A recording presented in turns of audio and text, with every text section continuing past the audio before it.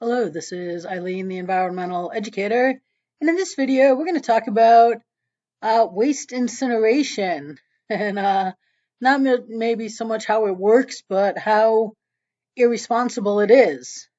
You know, I mean, is that just a beautiful industrial site that nobody really wants in their neighborhood? But humans create a lot of waste, and when you throw something away, right, people don't know where it goes or how it's handled, and it just disappears out of your sight. So okay, it's all good. And it says there's two primary ways of dealing with waste, which is landfill and incineration. And incineration is 11.8% of the country's garbage, and it's handled by 72 incinerators that are operating in the U.S. It says that incineration has changed over time, but people still um,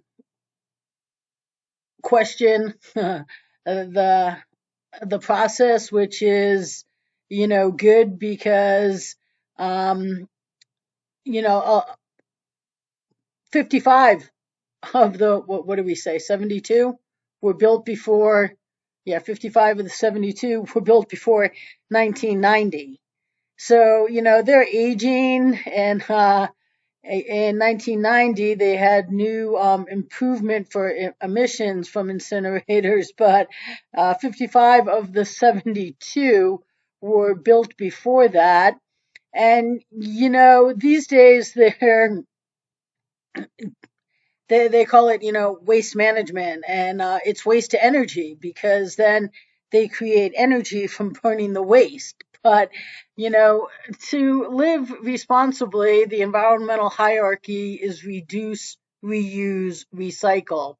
And you would just actually, to be environmental, just end everything, especially our huge disposable society, which becomes all of our waste, and which needs to either be, recycled, go to landfill, or get incinerated.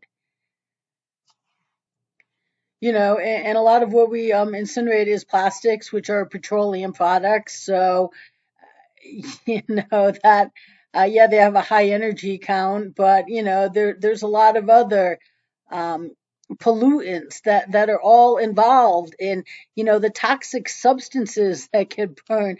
I mean, people throw toxic substances in their garbage. Okay, how many people recycle batteries? It's everything just gets thrown away or thrown down the drain. But there's lots of dioxins and acids and heavy metal that enter into the processes.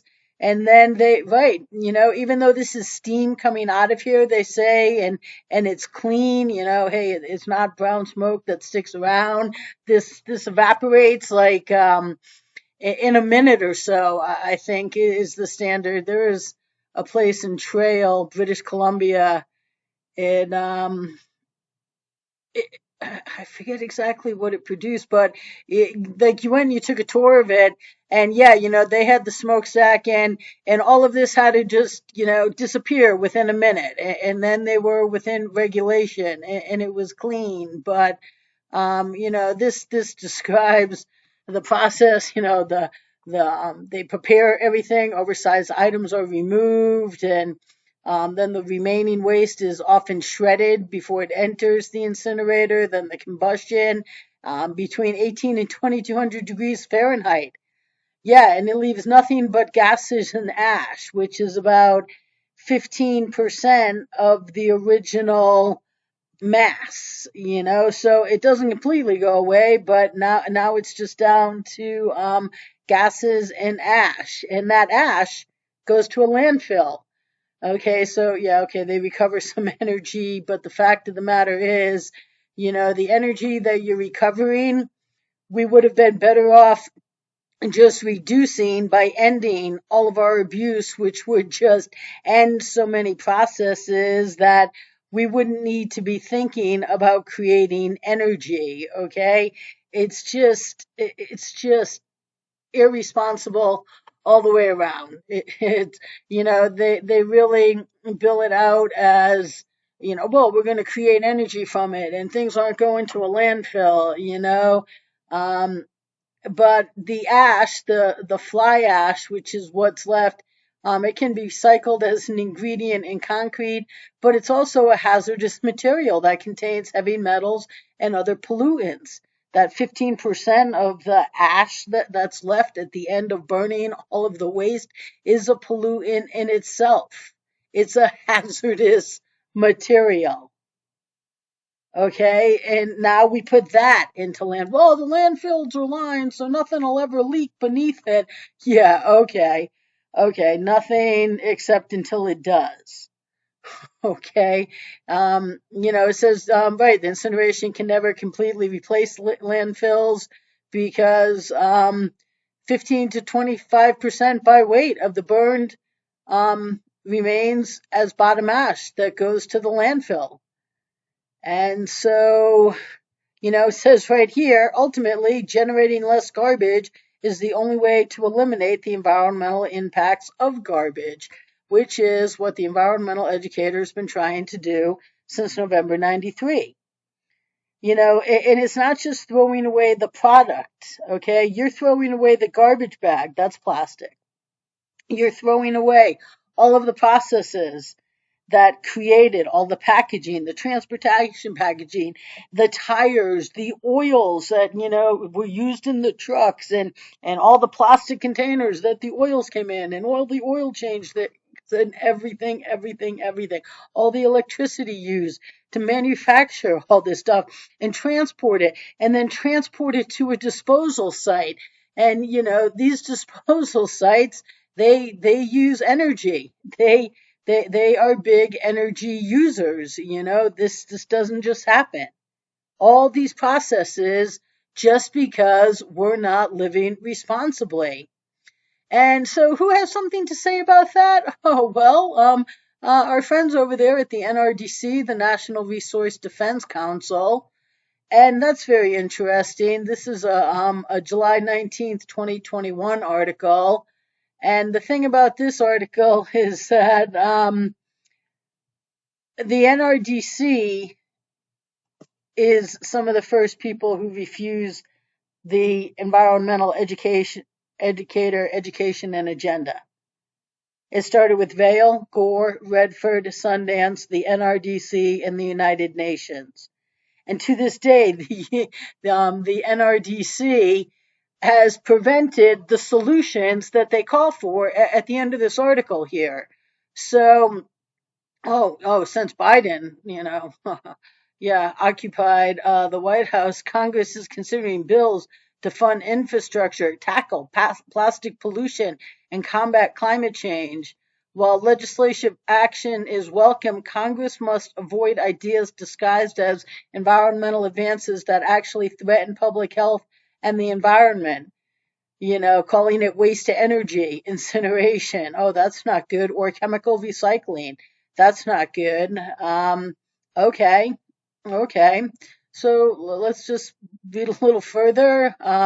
It says, regardless of what's being burned, mixed municipal solid waste, plastic outputs from chemical recycling, waste incineration creates and or releases harmful chemicals and pollutants, including air pollutants such as particulate matter, which cause lung and heart diseases, heavy metals such as lead and mercury, which cause neurological diseases, toxic chemicals such as PFAs and dioxins, which cause cancers and other health problems.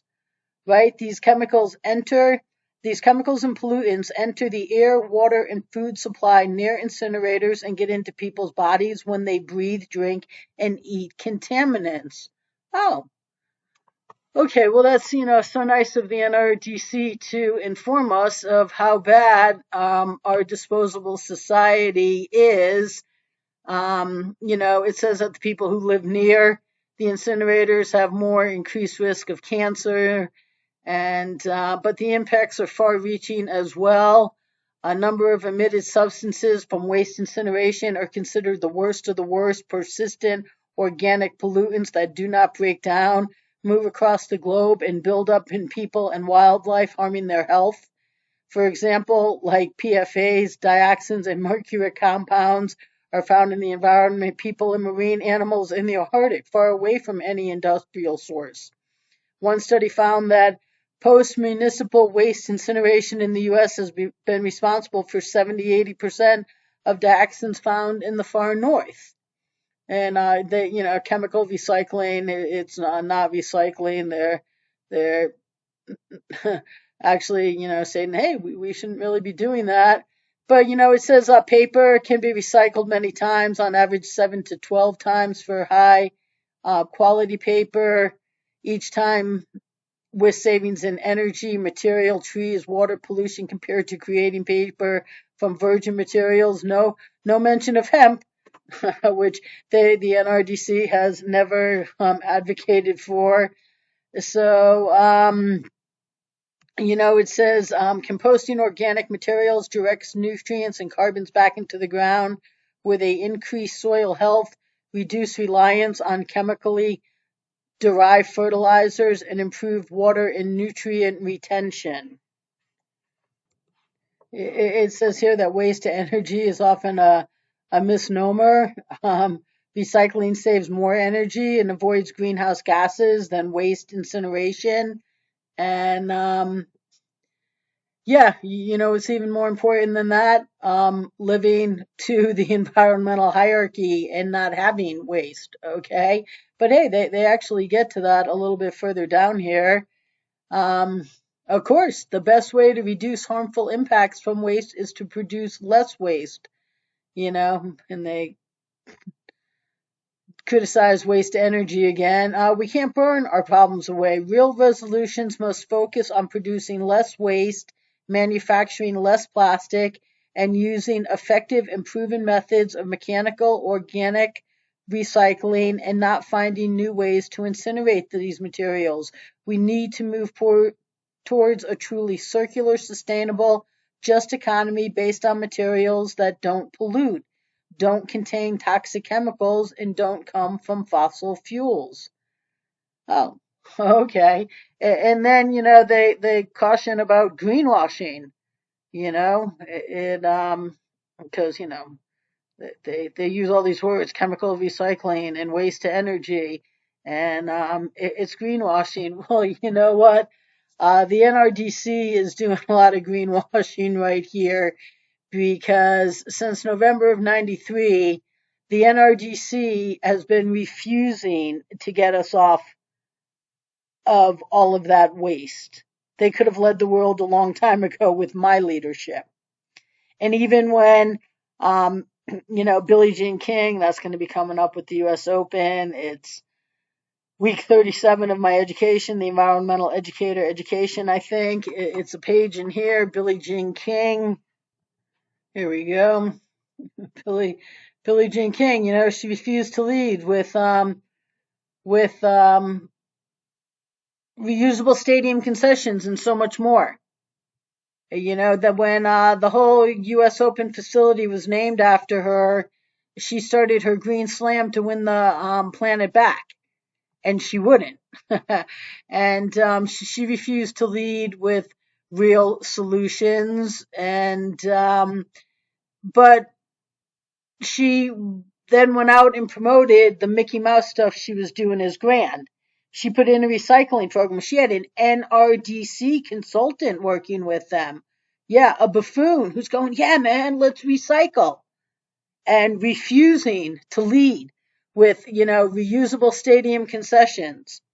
And then before US Open, they had a big conference, and they brought in other stadiums who also refused to lead with the Green Sports Alliance to get everybody to follow Billie Jean's lead and put in recycling and some other stuff while refusing light years better.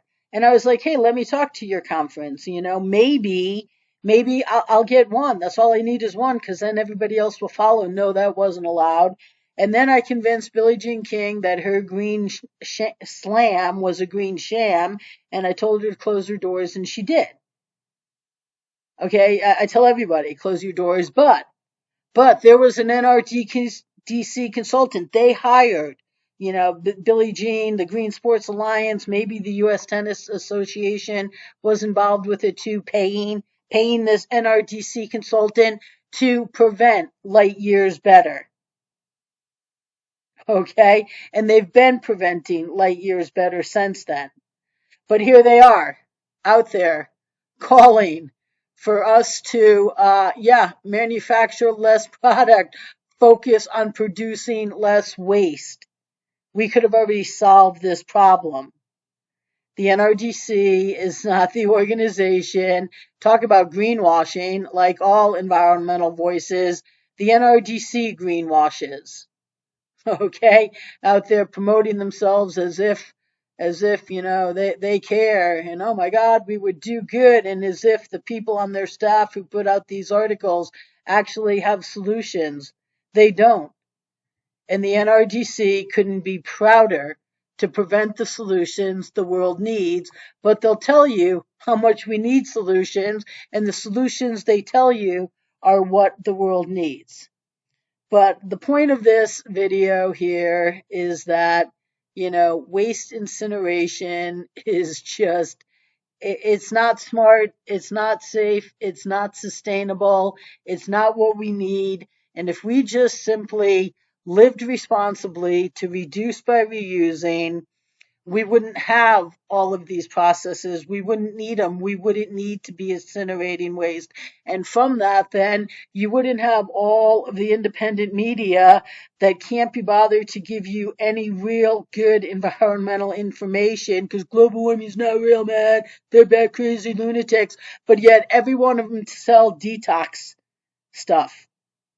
Okay, they all sell things to support their operations. And detox, whether it's drinks, whether it's foot pads, whether it's what the teas, whether it's whatever, because it's so important to get this stuff out of your body. Well, the way you do that is you just don't put it into your body, and you actually just live responsibly. And it's very easy to do, and you can still have 21st century life without just being abusive.